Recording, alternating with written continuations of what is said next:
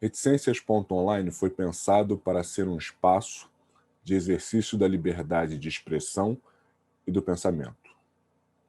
As opiniões manifestadas pelos participantes dos programas não necessariamente coincidem com o pensamento de Reticências.online. Tampouco das instituições em que estas pessoas, esses participantes, exercem suas atividades profissionais. Portanto, essas manifestações são de inteira responsabilidade dos participantes. Fique conosco. Antes de iniciar o programa, eu preciso dizer para você algo muito importante. Se inscreve no canal, ative o sininho e deixe o seu like. Vem comigo. Vamos começar o programa. Oi, eu sou André Nascimento. Hoje você vai assistir ao programa Perspectiva Covid-19. O tema é importante, é relevante, eu diria que o tema é vital. Vivemos no momento a maior crise sanitária da história da humanidade dos últimos 100 anos. E no momento, o mundo inteiro olha com muita atenção para o Brasil. Afinal, nós nos tornamos o epicentro da pandemia mundial. Para enfrentar um tema desta envergadura, convidamos uma bióloga, uma farmacêutica e um psicólogo. A bióloga é Josiane de Brito, o psicólogo é também historiador, psicanalista e escritor, o doutor Enoque Azeredo. E convidamos também, como já dissemos, uma farmacêutica, a doutora Gláucia Islana, mestra em Química pela Universidade Federal do Rio de Janeiro, doutora em Química Medicinal pela UFRJ e Queen's University, Canadá, e PhD em Química Inorgânica pela PUC do Rio de Janeiro. Agora, sem mais delongas, vamos ao que realmente importa. A primeira pergunta vai para a nossa bióloga, a Josiane. Tendo em vistas que outras epidemias causadas pelo vírus da família do coronavírus não foram tão impactantes, no sentido de que a atual pandemia não atinge apenas a saúde do indivíduo, ela afeta também o sistema de saúde como um todo, tanto o público como o privado. Atinge a economia e causa fortes impactos na esfera social. Eu pergunto a você, Josiane, o que diferencia a Covid-19 da SARS, a Síndrome Respiratória Aguda, e da MERS, a Síndrome Respiratória Aguda do Oriente Médio? Boa noite a todos. Primeiramente, essas três doenças são causadas por um grupo de vírus, os coronavírus.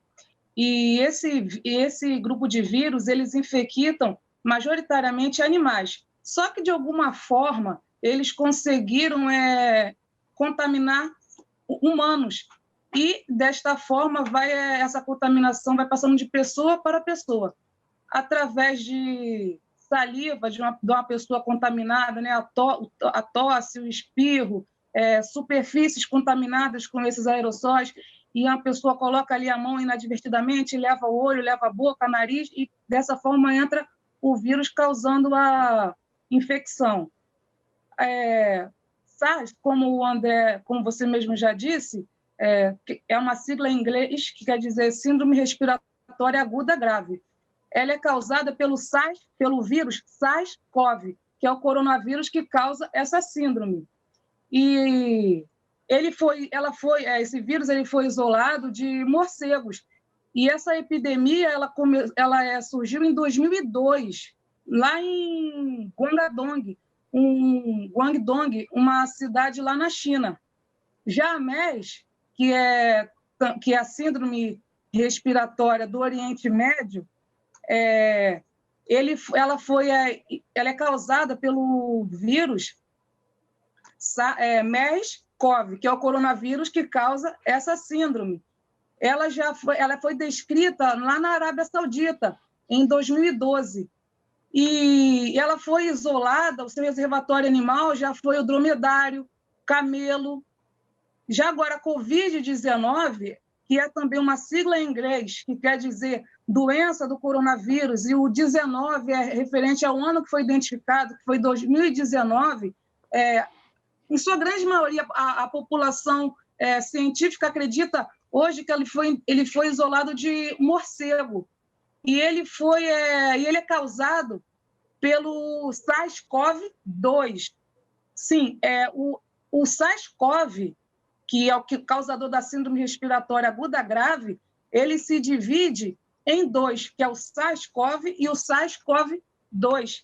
E eu posso dizer que o SARS-CoV-2, que é o que causa o Covid-19, ele é um primo evoluído, um primo aprimorado do SARS-CoV, porque ele adquiriu uma afinidade maior pelos nossos receptores celulares. E a diferença básica deles é a sequência genética, essa capacidade mutacional que eles têm, que dá essa identidade a eles, essa identidade genética a eles. Agora, falando sobre os casos e os números de mortes, tudo isso, segundo a OMS, o SARS, foram 8.098 casos, com 774 mortos. A MERS foram quase 2.500 casos, com 858 mortes. Uma discrepância muito grande. Já para o Covid-19, nós já temos mais de 119 milhões de casos no mundo, com mais 2.600.000 mortes. Então, é devido a isso, essa capacidade dele, essa afinidade que ele tem pelos nossos receptores celulares, por esse receptor celular, e deu essa afinidade, faz com que tenha esse número grande de casos. E por questão assim, de curiosidade, esse grupo, né, coronavírus, eles são grupos, a forma dele é esférica e eles têm projeções em sua superfície em forma de taco. E esse taco é uma proteína, que é essa proteína que medeia a ligação com o receptor celular humano. Então, grosseiramente dizendo, essa proteína, né, em forma de taco, ela é a chave, e o receptor celular humano é a fechadura. Então, ele entra nas nossas células. E como nós temos esses receptores espalhados por todo o corpo, e principalmente ele está em vários sistemas que nós temos, em grande amplitude, como os pulmões, o coração, rim, reto, testículo, o trato gastrointestinal. Então, é por isso que nós vemos tantas complicações causadas por esse vírus e também, consequentemente, muitas mortes. Ok, então a questão, pelo que você falou, me parece que tem relação com a afinidade do vírus com os nossos receptores. Isso faz por um receptor chamado ACE2, que está distribuído amplamente nas nossas células. Isso, então, favorece a disseminação do vírus. Isso. Né? O que tem causado o maior problema, essa facilidade de disseminação do vírus. Isso. Ok. Algum de vocês gostaria de falar alguma coisa acerca desse tema? Doutora Gláucia, doutor Enoque? Ela explicou bem, né? A Josi falou com propriedade. Essa proteína é a spike, que a gente chama, né?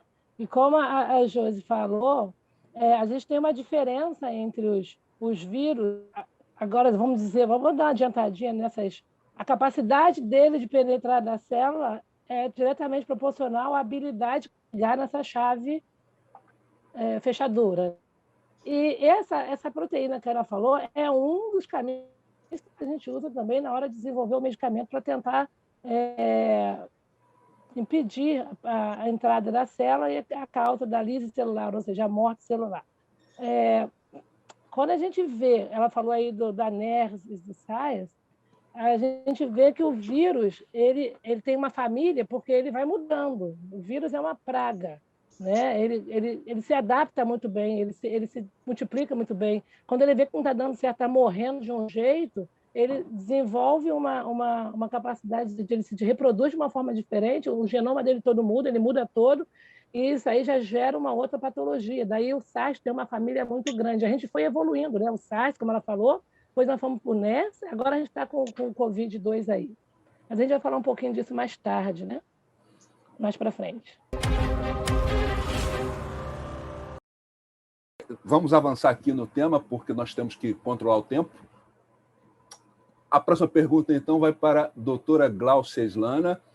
Embora pareça não haver mais dúvidas na comunidade científica, aqui no Brasil, me parece que por questões políticas, ainda se fala em tratamento precoce. Neste sentido, a pergunta é: existe algum remédio que trate a Covid-19? Faz algum sentido falarmos, neste momento, de tratamento precoce? A Covid ela foi uma pandemia que se esperava que teria uma transmissibilidade grande, sabia disso, mas não tão, foi um boom. Pegou a gente de uma certa forma de surpresa, vamos dizer assim, e ela acaba que a gente não tem tempo. Vocês sabem que a gente demora para produzir um medicamento entre 10 a 15 anos, né? E, Ana, 10 a 15 anos. E, no caso de uma pandemia, como a gente está vivendo agora, o desenvolvimento de uma vacina, a gente depois pode falar um pouquinho mais tarde, noutra hora, é uma coisa mais rápida. Vamos voltar nos medicamentos. A gente se conhece o genoma do vírus, a proteína que envolve a membrana dele, a forma que ele replica, a gente conhece o lugar que ele se insere, e esses locais que a gente geralmente usa para desenvolver um medicamento para impedir que ele replique, para impedir que ele consiga se ligar na célula e entrar e fazer a lise, ou que se ele entra na célula, a gente consegue lá dentro impedir um evento secundário que vai levar a uma replicação dentro da célula, ou a gente também pode fazer um medicamento que impeça, ele entrou na célula, a nossa resposta celular vai lá e engloba a célula com vírus e mate. Então, isso demora tempo, no caso de desenvolvimento de medicamentos. Então, o que a gente está usando hoje para tentar conter, para tratar a Covid, vamos dizer assim, ou diminuir os efeitos adversos que ela causa? É o que a gente chama de fármacos de reposição, ou fármacos de segundo uso. O que é isso, Glaucia? São fármacos que já estão no mercado, em que a gente já conhece a segurança deles, que a gente já sabe como eles agem, e que são usados para um outro propósito.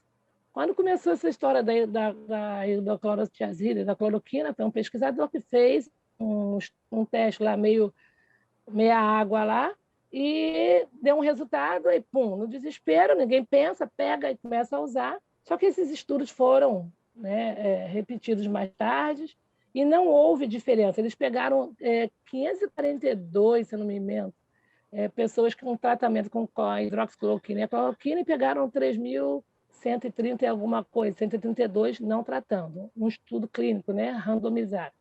E aí percebeu-se que não teve muito ganho clínico tratando com a hidroxicloroquina. Lembrando que a hidroxicloroquina ela tem outras complicações. Então, o custo-benefício de usar hidroxicloroquina ou cloroquina, no caso do tratamento da Covid, foi totalmente esquecido, principalmente pela OMS. Hoje, o que a gente usa?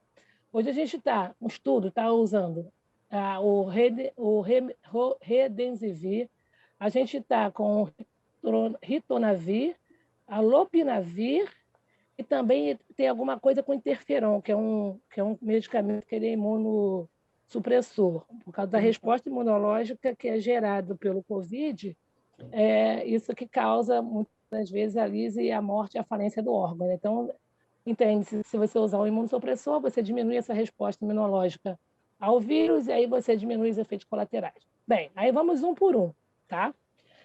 Esses medicamentos que eu falei são medicamentos que são usados já no quadro clínico para AIDS, tratamento da AIDS.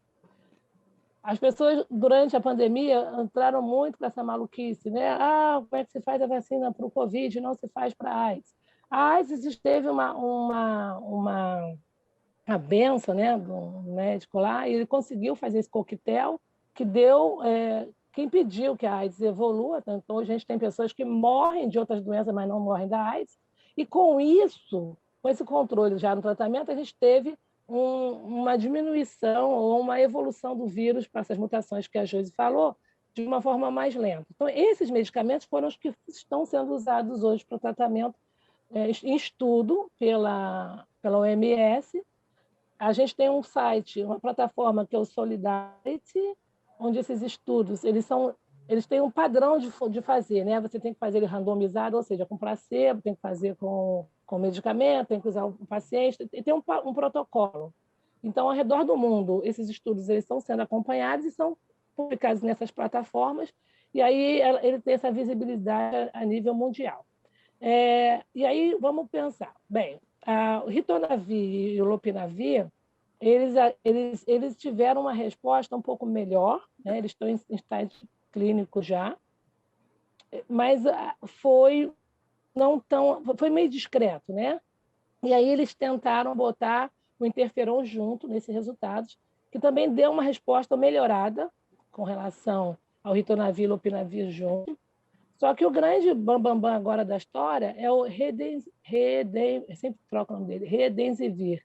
O Remdesivir, ele deu uma resposta tanto em diminuição de efeitos colaterais em pacientes graves, né, quanto em sintomas leves e com sintomas médios. O grande problema do uso, né, desses medicamentos no caso do Covid, dos estudos ainda que estão clínicos, é a questão da dose-efeito. Em farmácia a gente tem muito disso, né? Então você às vezes acha que você não pode dar 10, aí você dá meio e tem a resposta imunológica. Como são fármacos que têm interações e têm efeitos adversos, esses estudos ainda estão sendo feitos com muita calma, principalmente por conta do estrago que foi feito com a novidade da cloroquina e da hidroxicloroquina, né?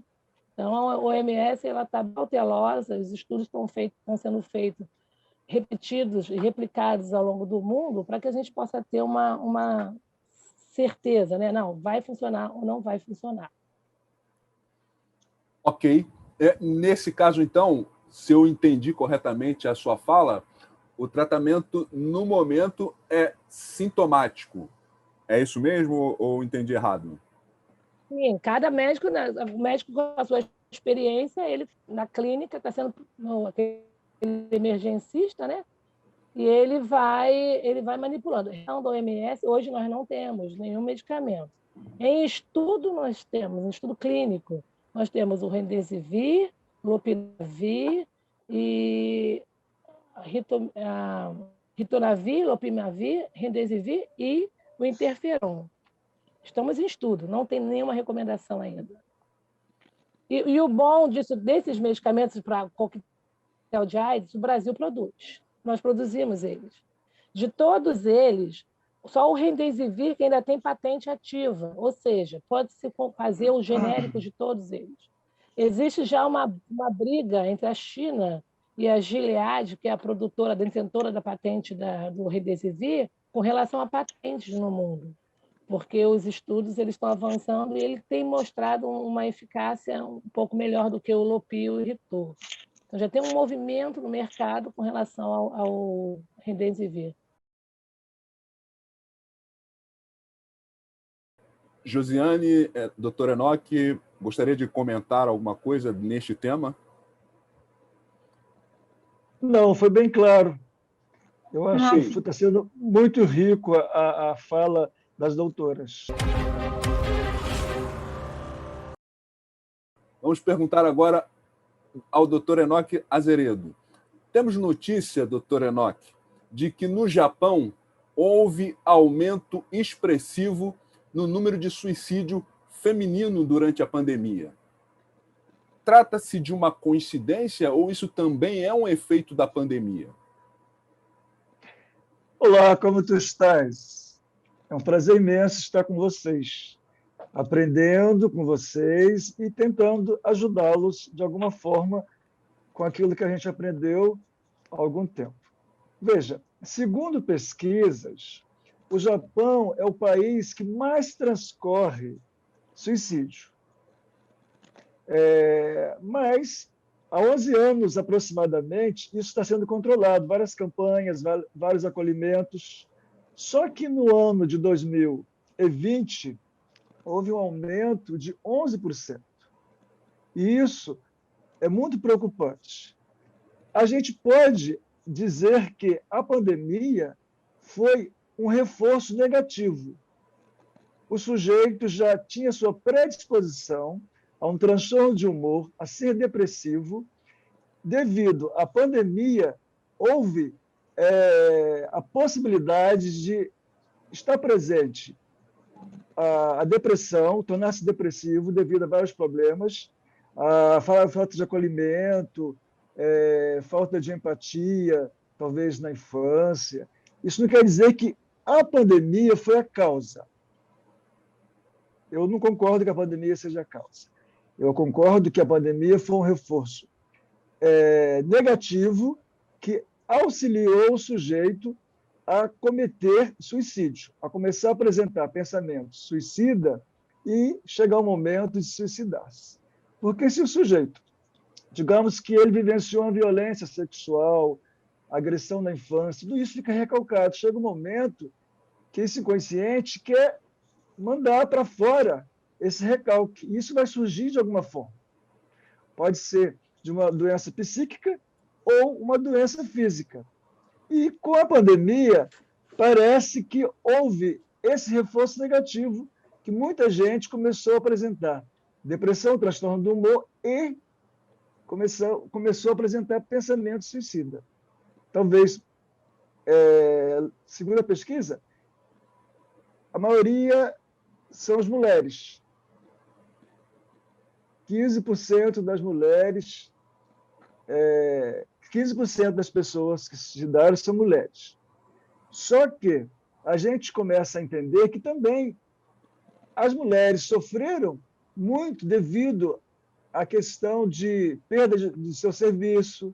Muitas mulheres japonesas, elas logo jovens vão morar sozinhas, vão viver, tocar sua vida, totalmente empoderada, totalmente sendo independente financeiramente. Devido a isso, com a pandemia, elas ficaram desempregadas, elas ficaram sem a sua manutenção, e aí, devido a ter essa predisposição, pode ter se suicidado algumas pessoas, entendeu? Algumas mulheres.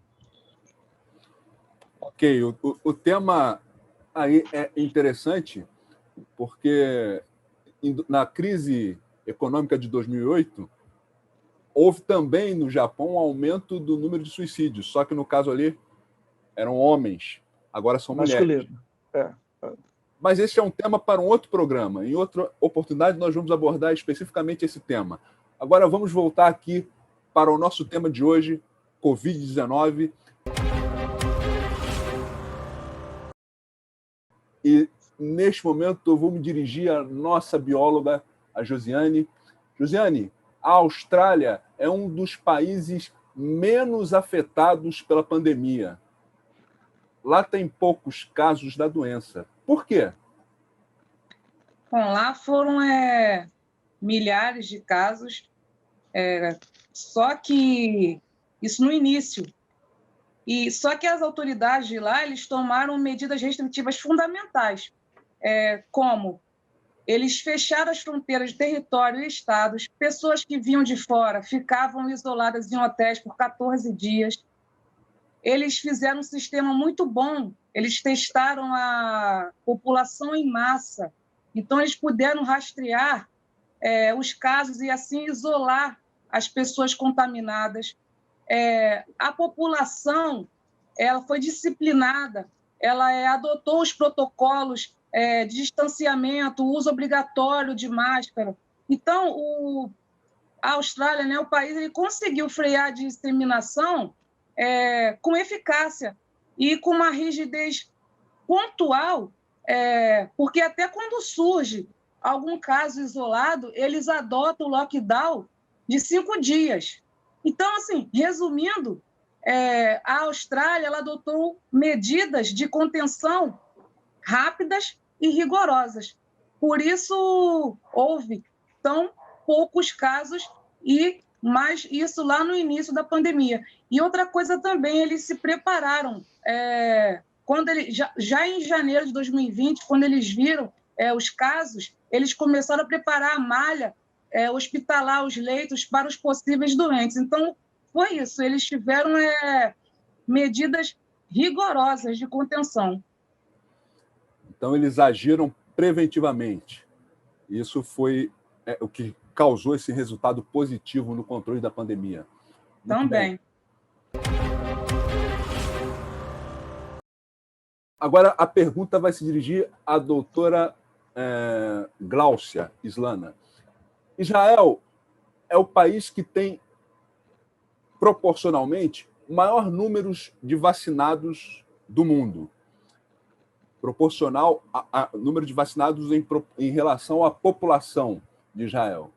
Segundo dados da World in Data, da Universidade de Oxford, no Reino Unido, Israel tem a maior taxa de vacinação do mundo, com 98,85 doses administradas por cada 100 habitantes.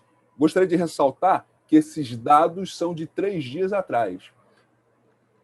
Para termos uma noção, para fazermos uma comparação, o Brasil, por exemplo, tem 4,58 doses administradas por 100 habitantes. A gente vê aí que a diferença é abissal, é muito grande. Então, eu pergunto para a nossa farmacêutica, doutora Gláucia Slana, Israel, como já falei, está dando um exemplo de vacinação rápida e em massa. Qual tem sido o efeito disto no controle da pandemia em Israel? André, antes de falar um pouco de Israel, deixa eu dar uma pincelada que o Brasil tem o maior sistema de vacinação do mundo. O Brasil não vacina porque não tem vacina. Se você vê quando vê na mídia aí que vem vacina, você vê fila de carros. Essa semana a gente teve no Rio de Janeiro um engarrafamento de pessoas querendo ser vacinadas. O que é diferente dos países aí fora, que vem de uma cultura de que vacina mata, que mora genomas. O grau de vacinação do europeu, do norte-americano, é muito menor, a adesão da população. Mas o que a gente tem em Israel diferente do Brasil? Liderança. Um líder, ele se mostra na crise. O presidente de Israel, como a Josi falou aí lá, o pessoal da Austrália, ele tomou as medidas necessárias. Primeiro, dando exemplo. Segundo, tendo uma estratégia de controle da pandemia bem clara e definida. Claro, de toda a população conseguir entender a resposta que ele queria dar. Desde o presidente, do vice, até o faxineiro, o morador de rua. Então, a primeira coisa que Israel fez foi um controle das fake news. Eles tinham um QG, eles têm um QG fake news, em que monitoram as mensagens erradas sobre a pandemia, e eles rapidamente agem, bloqueando a mensagem e retratando aquela mensagem de uma forma clara, para a vacinação poder acontecer. Outra coisa que eles fizeram, quando a gente era criança, eu me lembro, eu tinha essa aula de educação moral e cívica, e infelizmente eles tiraram isso do Brasil, do nosso currículo, porque eles associavam isso ao regime militar, e lá tinha uma coisa de direitos e deveres. Eu perco meus direitos quando eles interferem no direito dos outros, e eles passam a ser deveres. Em pandemia, os direitos eles precisam ser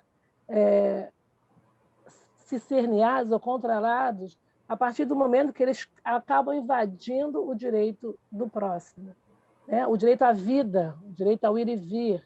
E isso no Brasil, essa linguagem, durante todo o processo de pandemia, não houve. Não tivemos um QG, né, da esfera superior, nem das esferas menores e inferiores, eu digo aqui no caso do Rio, que de uma forma clara passasse para a população a necessidade. Lá são pessoas que têm um grau de ensino muito, o analfabetismo é zero lá em Israel, ou seja, as pessoas, o governo em si, né, investe na educação, então as pessoas são pessoas esclarecidas. Israel agora criou o que a gente chama de passaporte verde, né, onde as pessoas elas podem ir para a sinagoga, pode, elas podem ir para o hotel, pode, ela pode, sim, desde que ela mostre que ela foi imunizada, que ela tomou a vacina. Aqui no Brasil, isso é tido como invasão de direitos, a pessoa não pode ser obrigada. Sim, é uma questão não é uma questão minha, da minha família, é uma questão de saúde pública. É uma questão do meu comportamento trazer danos para o meu vizinho. Então, não tem que ter esse direito de querer ir e vir quando quiser em uma pandemia nessas situações. Então, Israel ele teve um planejamento. E uma outra coisa, Israel ele se preveniu, ele comprou vacina. Antes da vacina começar a fazer, ele já tinha uma estratégia de como vacinar, ele já tinha vacina, ele já investiu dinheiro, ele já chegou lá, ele fez uma política com a indústria farmacêutica, chegou lá, vou te dar um dinheiro para você produzir aí, mas você me garante tantas doses. Eles pagaram adiantado para garantir o que é deles. Então, por isso é que Israel está nessa situação hoje, né? Bem avançada. E agora eles já estão até planejando, né, de fazer a vacinação para o pessoal ali da Palestina, ao redor, porque são pessoas que entram e saem de Israel. Então, quer dizer, olha a cabeça deles. Então, a gente tem que pensar não só a nível de Brasil, Israel, a gente tem que pensar a nível de mundo, porque hoje, por causa da globalização, a gente transita, a gente anda num país ou outro. E daqui a pouco, sim, os países vão ter que começar a bloquear a entrada de cidadãos que não tiveram a imunidade, né, realizada, porque essas cepas, como a Josi já falou, elas mutam muito rápido. Então, se Israel não fizer daqui a pouco fechar a fronteira, como a Austrália fez, outras medidas vão ter que ser tomadas, porque senão, mesmo a população vacinada, a gente tem ainda essa infelicidade do vírus ele ainda mutar, né? O que a gente teve aqui no Brasil, na Inglaterra e na África do Sul, né? Cada um com uma carinha diferente e com uma transmissibilidade maior. Então, por isso que Israel está bem. Eles têm um líder. Eu gostaria só de fazer aqui uma colocação que eu acho importante, pertinente, até com a fala da doutora Gláucia, dizer o seguinte: no Brasil, os direitos fundamentais eles também podem sofrer limitações. Inclusive, não existe direito fundamental absoluto. Inclusive, o Código Penal, no artigo 267 e 268, diz que disseminar vírus durante uma epidemia ou uma pandemia, como é o caso, é crime. Então, acho que a questão brasileira, não sei se a doutora Gláucia Islana concorda, mas me parece que faltou uma coordenação geral, ou seja, os entes federativos, de acordo com o que disse o Supremo, têm competências que são concorrentes, mas que não excluem a competência um do outro. E faltou, me parece, uma coordenação nacional no plano de combate à pandemia, se é que a gente pode afirmar que, de fato, houve um plano de combate. Alguém gostaria de fazer mais algum comentário pertinente a esse tema? E sobre a vacinação em Israel, vê nitidamente, né, através de gráfico, como reduziu a quantidade de casos devido à rápida vacinação. É fato, e me parece que também esse é o caso nos Estados Unidos. Depois que começou a vacinação em massa, parece que hoje os Estados Unidos têm 95 milhões de doses administradas de pessoas que receberam a vacina. O número de casos e de mortes também parece que está diminuindo significativamente nos Estados Unidos.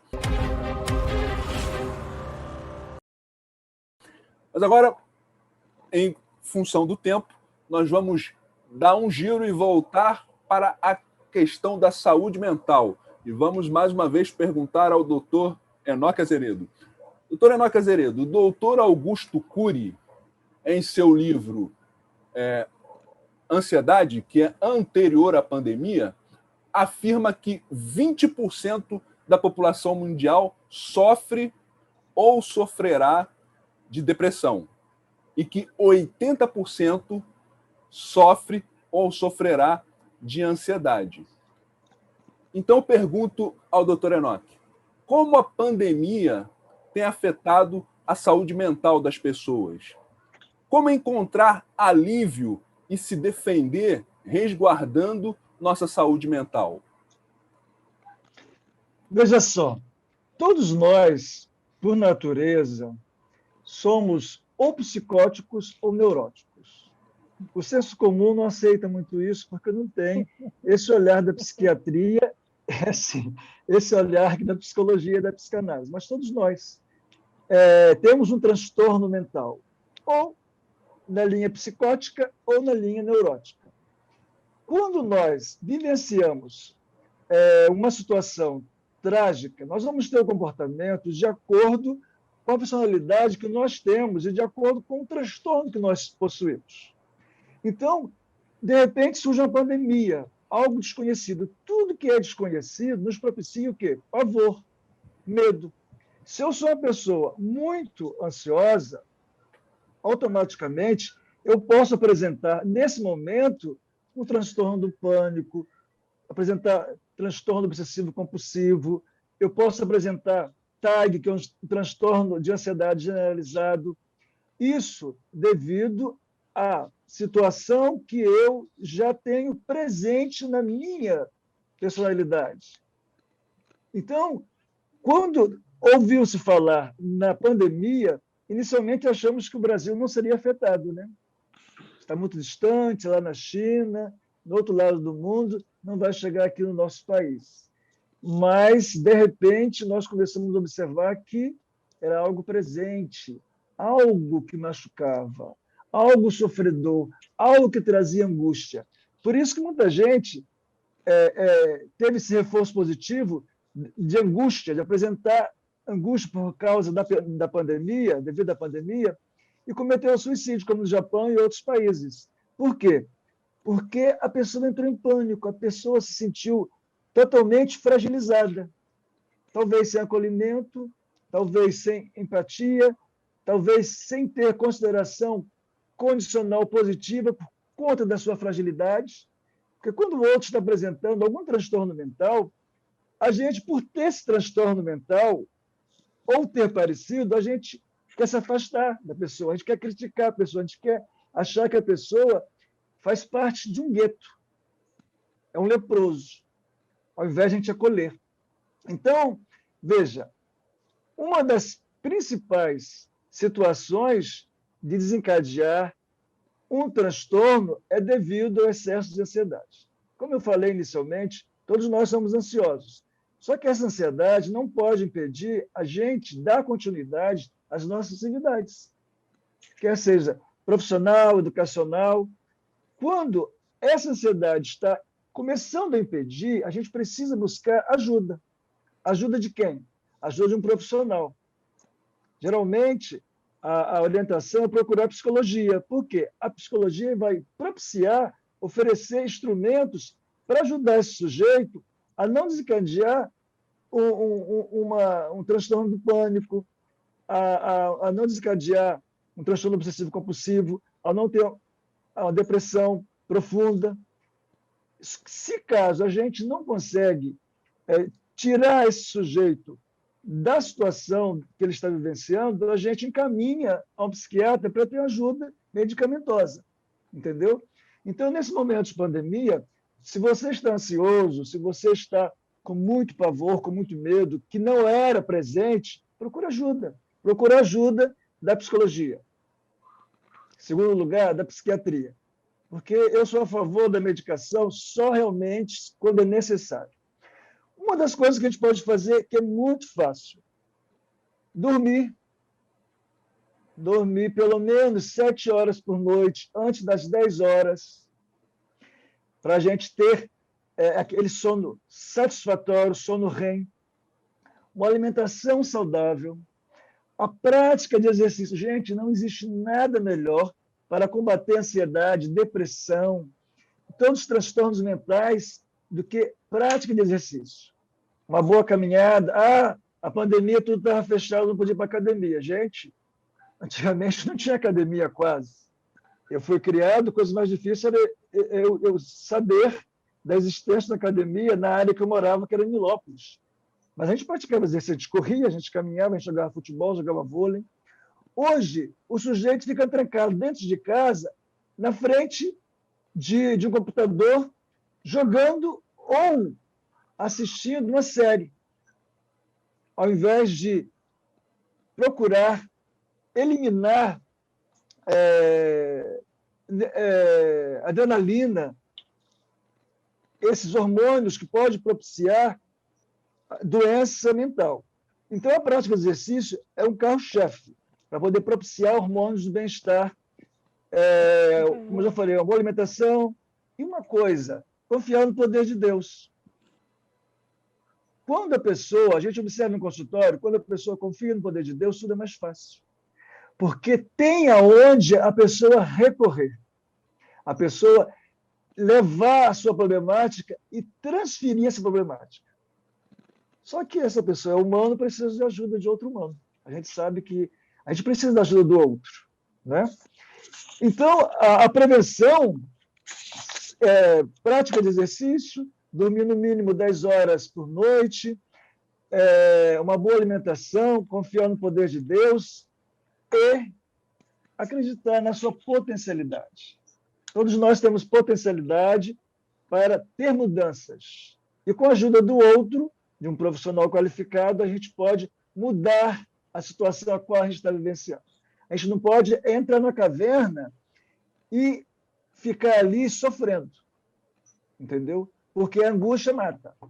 A gente vê, por que tem suicídio? Porque a pessoa fica angustiada. Então, entre a angústia e o alívio dela, prefere aliviar a angústia. E como vai fazer esse alívio? Não procura ajuda, não recorre a métodos de help, e aí o sujeito prefere tirar a vida para aliviar a sua dor. Quantos pacientes meus tentaram suicídio? Nesse período, 2 pacientes. Um suicidou-se, enforcou-se, era um jovem, e outro, há 3 semanas, ele usou medicações e foi parar no CTI. Mas ele me disse na sessão de terapia, depois que ele retornou, eu não queria morrer. Eu apenas queria fugir dos meus problemas, a minha angústia era imensa. Entendeu? Então, nem sempre esse sujeito quer morrer. Esse sujeito está precisando de acolhimento, de atenção. Mas se ele não procurar ajuda, e se a gente que está ao lado não observar e não acolher, vai levar a essa tragédia aí. Entendeu? Então, a gente acredita que a prevenção é procurar ajuda. Entendeu? Ajuda de um profissional que possa estar disponível. Aí você me pergunta, mas como? Aonde achar psicólogo? Aonde achar ajuda de graça? Né? Existem os CAPs, que tentam oferecer ajuda psicológica, entendeu? Que você pode procurar, se está aí perto da sua casa, na internet, a gente vai lá na internet, bota lá no Pai, que é o Google, e lá você vai ter aonde tem um CAPS perto da sua casa. Nem sempre, no momento, você vai ser acolhido, mas geralmente tem uma filinha e depois vai te chamar, entendeu? E os psicólogos estão aí presentes, disponíveis. Nesse momento, a gente fez muita ação social. A psicologia se lançou através da mídia para poder ajudar a população. Então, a gente não ia ao consultório, mas a gente atendia via online, entendeu? Às vezes, amigos meus ficavam até as madrugadas atendendo. A gente fazia revezamento, entendeu? Escala para poder acolher as pessoas. Beleza? Tá claro? Ou quer que eu fale mais alguma coisa?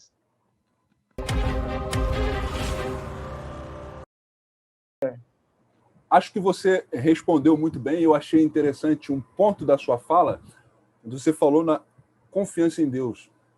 Me parece que esse é um ponto fundamental, inclusive porque a própria ciência tem comprovado, você talvez possa confirmar o que eu vou dizer agora, que ao longo da história a confiança em Deus tem sido um diferencial na saga da humanidade, no sentido de levar a humanidade a superar dificuldades que talvez de outra maneira fossem insuperáveis. Graças a Deus que chegamos a esse ponto, porque antes a psicologia não tinha essa articulação com a espiritualidade. Graças a Deus que hoje a gente pode oferecer, né, a minha linha, que é a existencial humanista, a gente pode oferecer ao outro essa condição de despertar no sujeito o desejo de interagir com um sujeito maior que nos criou, que pode nos oferecer o alívio do nosso sofrer psíquico e da nossa angústia. Muito obrigado, doutor Enoque. Agora, de nada, doutor André. A próxima pergunta agora será direcionada à doutora Gláucia, a bióloga Josiane, e é o seguinte: o Brasil é um dos países mais afetados pela pandemia do novo coronavírus. Ultrapassamos hoje a marca de mais de 270 mil mortos. A pergunta é: por quê? Isto poderia ser evitado? Isso poderia ter sido evitado?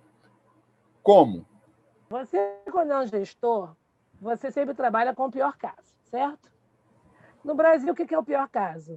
É um morador de comunidade, na sua maioria, que é uma pessoa analfabeta ou analfabeto funcional. O cara lê, mas não entende. Então, quando você vai fazer um planejamento onde você tem que atingir massas de grande população, foi aquilo que a gente falou antes aí. Você tem que ter um plano claro. Então, você fala para o analfabeto funcional, a tua propaganda, o teu marketing, o teu alvo é o analfabeto funcional. E qualquer coisa que vier em cima disso, vai entender. No Brasil, a gente teve muita desinformação, ainda temos muita exploração de mídia, muita politicagem. Nós tivemos de tudo, menos do amor à vida. Parecido com isso, a gente acaba descobrindo, eu estava conversando com uma amiga essa semana, o psicólogo, o Enoque pode reforçar o que eu não sei, né, fundamental o que eu vou dizer, é que geralmente a gente se identifica com as pessoas que parecem com a gente. Então, a gente percebeu que no Brasil, né, a característica dos nossos governantes é o comportamento do brasileiro. Eles estão ali exatamente porque essas pessoas que votam neles se identificam com eles naquela posição. Então, faltou tudo. Faltou planejamento, faltou interesse, faltou responsabilidade pública das esferas superiores, faltou amor ao próximo.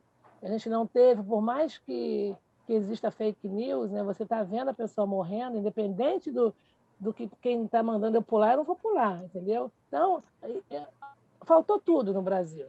E, claro, sim, poderíamos sim ter evitado, poderíamos sim já estar com todo mundo vacinado. Se nós tivéssemos um planejamento de vacinação, aqui no Brasil, a gente dá vacina até no posto de gasolina, e o povo vai lá, dá o braço e vai embora, não quer saber. Então, sim, perdemos uma oportunidade de mostrar essa medicina de qualidade que a gente tem. A gente já não está pior por causa de instituições como o Butantan, Fiocruz, que são instituições sérias. E quando a gente teve essa política externa negativa, essas instituições assumiram a sua responsabilidade com a saúde, né? E elas se posicionaram. E como a gente tem representantes, a gente tem o Akira. Akira é o primeiro, o maior pesquisador em vacina da América do Sul e o quinto do mundo. Está aqui com a gente. A gente tem expertises aqui no Brasil.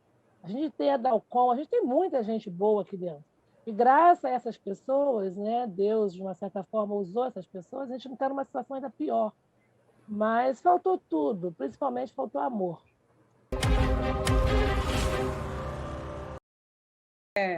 Eu acho que sobre isso mesmo que você disse, sobre a educação da população, acho que faltou clareza para mostrar para a população que o isolamento não é um castigo, e sim uma forma de prevenção. Eu acredito também que, como nós tivemos outras epidemias, como a SARS e a MERS, que foram casos bem menos comparado com o Covid-19, então acho que eles imaginaram que o impacto não seria tão grande, não seria tão grave. Então, nós tivemos uma amenização da doença, tanto por autoridades políticas, quanto, no início, por autoridades científicas, achando que era apenas uma simples gripe. E não foi tomado já de início medidas eficazes, pontuais. Nós não testamos a população em massa, nós não temos esse rastreamento para quebrar essa cadeia de transmissão. Quando você faz o teste em massa, você vê quem está contaminado e você isola essa pessoa para que ela não continue disseminando o vírus. Outro problema que nós tivemos aqui, que é enraizado no nosso país, é corrupção. Nós tentaram construir hospitais de campanha, foram construídos, mas com suspeita de corrupção, construídos tardiamente, de forma que já foi também desmontado e não está dando suporte para a malha hospitalar. Então, são várias coisas pontuais. Nós tivemos uma dança das cadeiras no Ministério da Saúde para não manter um plano de contenção regular. Então, é tudo isso. Foi tudo uma incompetência conjunta, principalmente do nosso governo, que deveria nos dar o suporte, né? O Ministério da Saúde. Quando a colega falou que faltou amor, eu acho que faltou amor. Faltou altruísmo, não é? Pensar no outro. Eu tenho aonde ser acolhido, um bom hospital, um bom plano de saúde, então não vou me preocupar com o outro, né? Eu acho que nós, brasileiros, deveríamos, nesse momento, ter sido mais altruístas. Obrigado.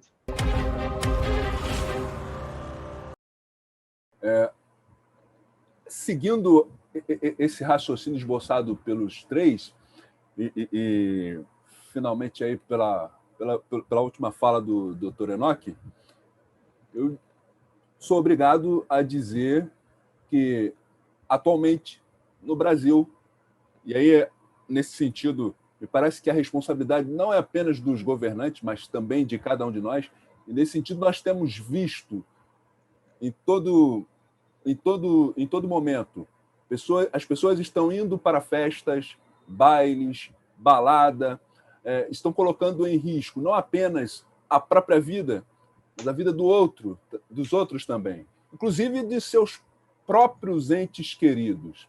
Nesse sentido, vários profissionais de saúde têm feito verdadeiros desabafos em suas redes sociais,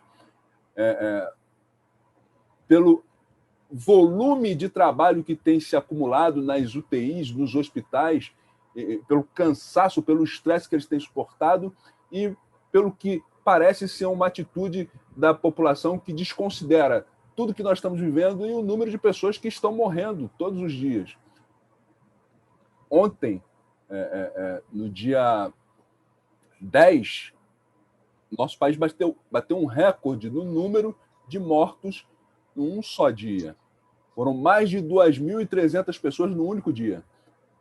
Então eu pergunto aos três, o que significa isto? Seria isso falta de empatia ou falta de argumentos convincentes para levar a população a adotar os protocolos preconizados pelos órgãos de saúde pública, como a OMS, o Ministério da Saúde e as secretarias estaduais e municipais de saúde?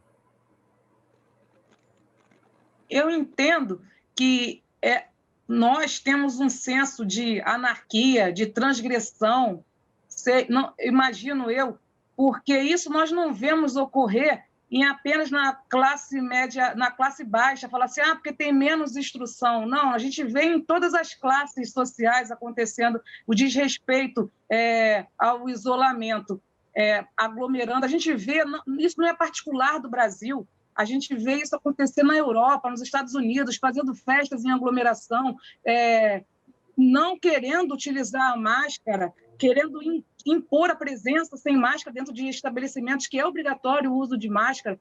Eu acredito que realmente isso daí é um senso de anarquia do ser humano.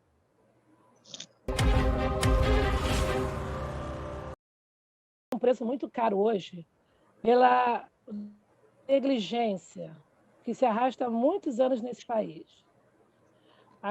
O cara morava na Zona Sul e achava que o problema da comunidade ia continuar na comunidade, porque nunca ia chegar na Zona Sul, porque ele morava na Zona Sul e a favela estava lá, né? Os governantes, eles faziam a orla onde é bonito, onde o Papa passa, mas a comunidade sempre foi negligenciada. As escolas públicas sempre foram negligenciadas. E o povo sempre se satisfez com o Maracanã cheio, no caso do Rio de Janeiro, né? E carnaval. Então, esse é um comportamento que vem desde a nossa época colonial, né? De senhorzinho e de colonial, que, né, tinha as festas, e aí o cara ia sendo cultivado ali. Nós estamos crescendo, nós estamos cultivando isso. E hoje nós estamos na Terceira Guerra Mundial e não estamos percebendo. Já estão morrendo mais gente no mundo do que em uma guerra, da Primeira Guerra Mundial, por exemplo. A guerra hoje é pelo ser humano com o ser humano. Né? A gente precisa ter uma transformação, tem que ser uma fé, tem que sair dessa situação de uma forma diferente. Mas o que a gente tem visto é que as pessoas ainda não se conscientizaram dessa necessidade de harmonização, de empatia ao próximo, de conhecimento, de divisão. Ele continua a classe burguesa, né? Classe média burguesa e alta aqui. Precisamos fazer essa equalificação, porque cada vez mais com essa globalização, a gente está vendo que não importa onde você está na casta, as nossas vidas elas se cruzam. Então, eu sou rica, o cara mora na comunidade, mas ela vai trabalhar na sua casa, ela vai pegar o ônibus, ela vai levar um convite para você, que cidadão, que mora aqui, ó, porque você não sabe lavar a tua roupa. Então, você tem que educar esse cidadão que entra na tua casa, por quê? Eu vou educar, eu tenho que pagar mais salário para ele. Se eu não pagar mais salário para ele, eu vou perder, não vou poder viajar tanto. Você está vendo como é que é o interesse? Então, esses valores precisam ser reavaliados na sociedade brasileira. Precisamos ter educação não só de político, mas de valores que se perderam.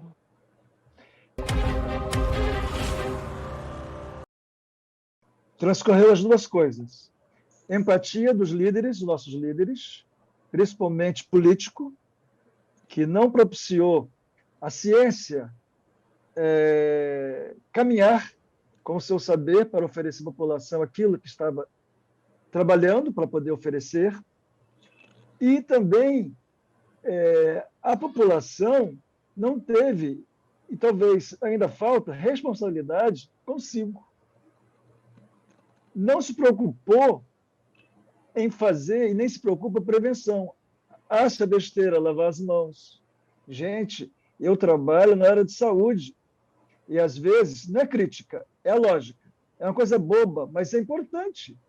Se você vai mictar, você precisa higienizar as mãos antes e depois. Né? Primeiro, século XXI ainda tem que avisar isso, né? As pessoas não gostam de lavar as mãos, não gostam de usar um álcool para higienizar, não gostam de usar máscara. Né? Aqui, por exemplo, aqui no Rio, vamos falar do Rio. Você entra no ônibus, o próprio motorista está com a máscara na boca e o nariz de fora.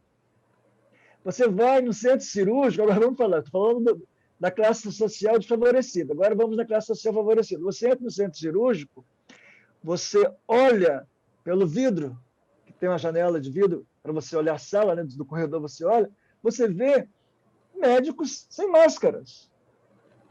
Entendeu? Ali, direto com o paciente, que vai ser entubado.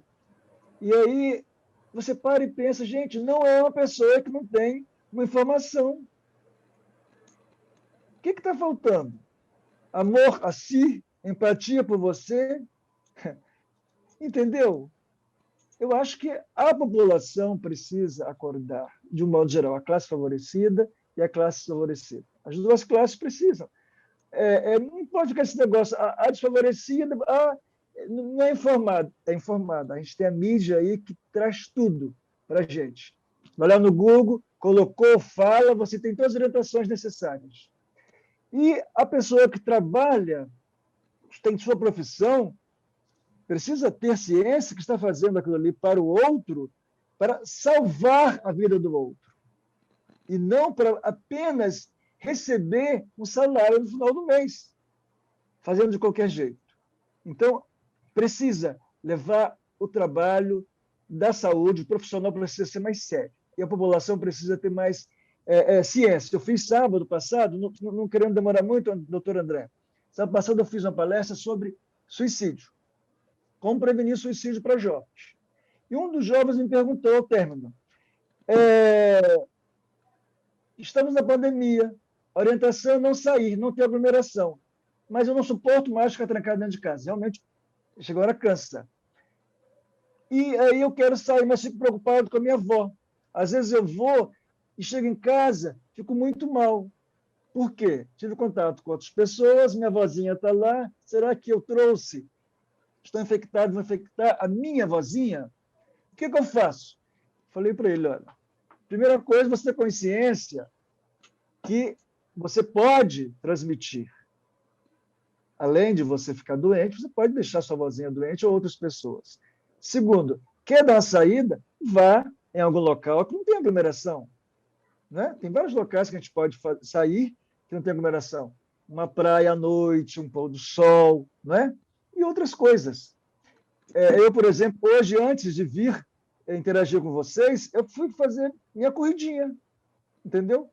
Tem algum lugar apropriado aqui, fazer uma corridinha, para poder ficar bem, estar aqui zen, para poder interagir com vocês, eliminar todos os hormônios estressantes, né? O meu cérebro não ficar estressado, né? Tem que participar do evento. Então, eu acho que todo mundo precisa vestir a camisa. Todo mundo.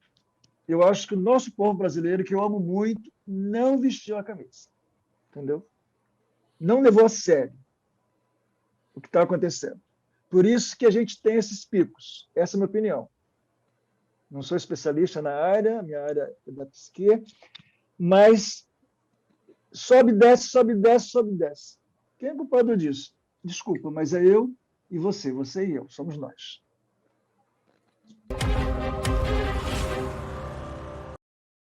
Nós temos que assumir a nossa responsabilidade também na contenção da pandemia. Então, caminhando agora para o final, vamos fazer a última pergunta, mais uma vez, para os três. E desde já agradecemos a presença de vocês e a contribuição de vocês. E esperamos contar com vocês em um próximo programa.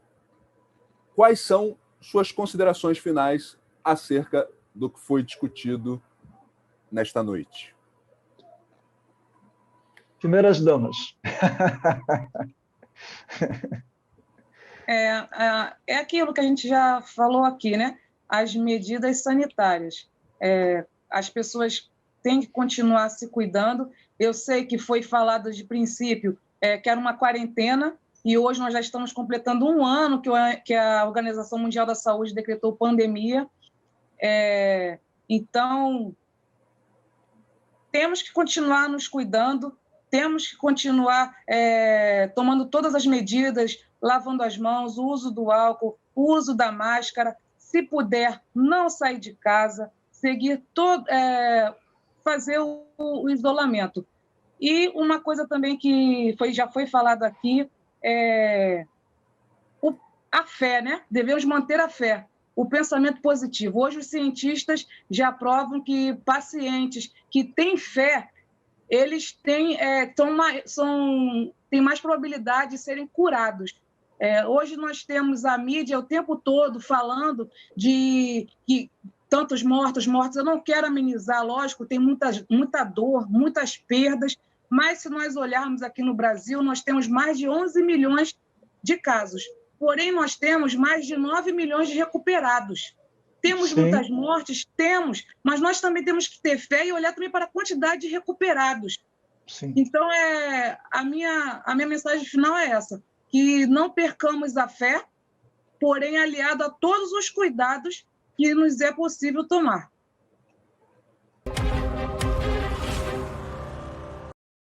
Nós está falando aí sobre essa questão de atividade física. Eu gosto muito. Isso me Tem alguém com sono aí, está fato, coçando os olhos. Porque já passou da minha hora de dormir. Não, mas eu durmo cedo. Eu também gosto de dormir cedo. Para fazer minha devoção. Uhum. E eu caminho 3 6 horas de exercício diário, e isso me dá um bem. Sim, é bom. Isso que a Josi estava falando, eu caminho de manhã e eu vejo lá os vovozinhos, tudo sem máscara na academia da terceira idade, né? Eu fico todo dia, eu passo lá contando eles, porque eu fico pensando, vai morrer um. Aí um some na semana, eu fico, pô, meu Deus, cadê a fulana? Deve estar no Getúlio Vargas. Aí daqui a pouco eu volto, não, a fulana está lá.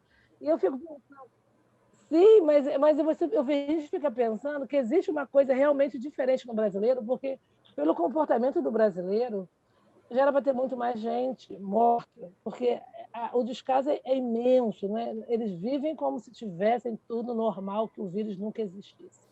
E realmente, apesar desse descabido, dessa vida descabida, dessa maluquice, o brasileiro é um povo de muita fé. Nessa loucura, eles acreditam muito em Deus, apesar dos pesares, eles oram dentro da sua fé, dentro da sua religião, e a gente tem visto que, no Brasil, isso tem feito a diferença.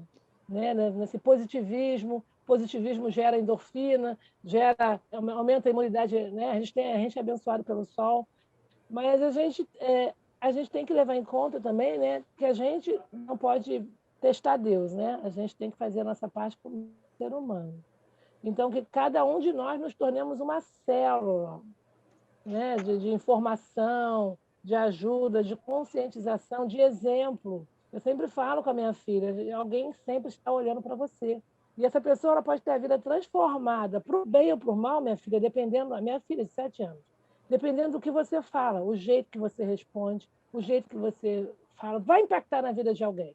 Então, o seu comportamento vai comparar. Aqui no meu prédio, o comportamento era antes da pandemia. Eu perturbo tanto. Eu entro com spray no elevador. Eu falo que hoje, graças a Deus, existe uma mudança. Eu vejo no meu ambiente do prédio, entendeu? De comportamento com relação à Covid, do uso de máscara, de álcool gel espalhado pelo condomínio inteiro, de pessoas entrando no elevador com o meu sprayzinho de álcool para poder, né, higienizar, dos porteiros. Show Covid!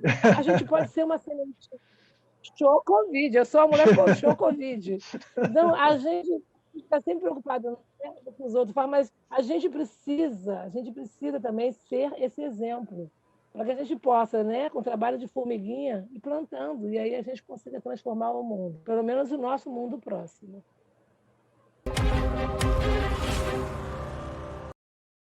Uma de um filósofo, Kierkegaard, Soren Kierkegaard, ele diz que o lançar da fé, o salto da fé, é algo primordial na vida da pessoa. Ele faz a colocação em um dos seus livros que diz o seguinte: Abraão, quando ele foi notificado que precisava oferecer seu filho, seu único filho, da mulher que ele amava, Sara, ele ficou muito angustiado, uma angústia imensa. E como aliviar essa angústia? O que ele iria fazer? Compartilhar isso com Sara?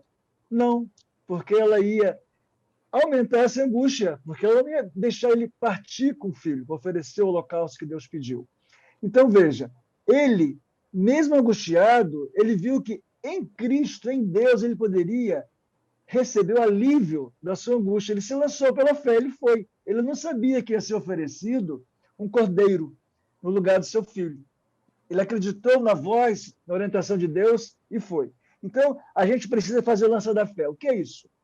É nesse momento tão dificultoso, de tanta dor, de tanta perda, se lançar pela fé, acreditar que Deus está conosco, que nós temos um socorro presente na angústia. Lá no Salmo 46, verso 1, diz isso. Deus é o nosso socorro presente na angústia. Então, ele nunca nos deixa. Se nós vamos morrer de Covid, vamos pedir a Deus a nossa salvação, para naquele grande dia a gente ser ressuscitado. Se a gente não morrer, vamos ficar aqui ajudando o outro que está vivenciando, talvez, uma angústia devido à doença, né, da família ou coisa parecida. Vamos acolher o outro. E a outra fala é do mestre dos mestres, Jesus. Em Mateus capítulo 6, verso 25, eu acho extraordinário, e eu quero deixar para todos nós, né? Não andeis ansiosos pelo que haveis de comer, de beber. Isso não quer dizer que a gente não entre em ação, mas vamos confiar, porque Jesus ele está ao nosso lado, quer nos ajudar. Nesse momento de pandemia, O nosso médico dos médicos é Jesus. E ele pode aliviar a nossa angústia, ele pode aliviar os nossos transtornos mentais, quer ser neurose ou psicose. Um grande beijo, é um prazer imenso estar aqui.